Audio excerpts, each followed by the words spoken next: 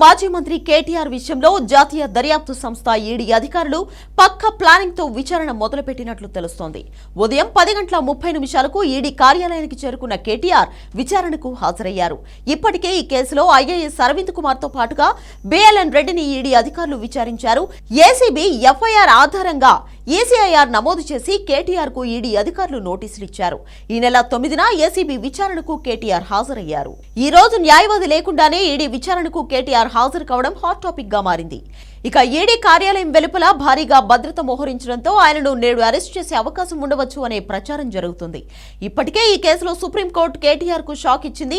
Telangana high court ఇచ్చిన ఉత్తర్వుల్లో తాము జోక్యం చేసుకోలేమని స్పష్టంగా పేర్కొంది. తనపై ఏసీబీ అధికారులు నమోదు చేసిన కేసులు కొట్టేయాలంటూ ముందు తెలంగాణ హైకోర్టులో పిటిషన్ దాఖలు చేసిన కేటీఆర్ ఆ తర్వాత హైకోర్టు షాక్ ఇవ్వడంతో సుప్రీంకోర్టులో కేసు ఫైల్ చేశారు. దీనిపై విచారణ జరగ్గా సుప్రీంకోర్టు తాము జోక్యం చేసుకోలేము అని తేల్చి చెప్పింది. ఇప్పటికే ఈ కేసులో పలు ఆధారాలను కూడా ఈడీ అధికారులు సేకరించారు. అటు ఏసీబీ కూడా కేటీఆర్ ను మరోసారి విచారణకు రావాలని నోటీసులు పంపింది. దీంతో ఆయనను ఎప్పుడు అదుపులోకి తీసుకుంటారు అనే దానిపై క్లారిటీ రావడం లేదు.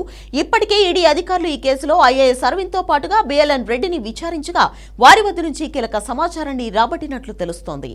కేటీఆర్ ఆదేశాలతోనే తాము పనిచేసినట్లు వాళ్లు వాంగ్మూలం ఇవ్వగా ఆ వాంగ్మూలం ఆధారంగా ఈడీ అధికారులు కేటీఆర్ ను విచారిస్తున్నారు. వారం రోజుల క్రితం కేటీఆర్ విచారణకు హాజరైన సమయంలో న్యాయవాది ఉండడం, నేడు విచారణకు హాజరైన సమయంలో న్యాయవాది లేకపోవడంతో అసలు ఏం జరుగుతుంది అనేది కాస్త ఆసక్తికరంగా మారింది. ఇక కేటీఆర్ విషయంలో ఏసీబీ అధికారులు సైలెంట్ అయిపోయే అవకాశాలు కూడా ఉన్నాయనే వార్తలు వస్తున్నాయి. మనీ లాండరింగ్ సహా పలు అంశాల్లో ఈడీ అధికారులు జోక్యం చేసుకోవడంతో ఏసీబీ కేసుని పూర్తిగా ఈడీ చేతిలో పెట్టే అవకాశం ఉండవచ్చు అనే ప్రచారం జరుగుతుంది.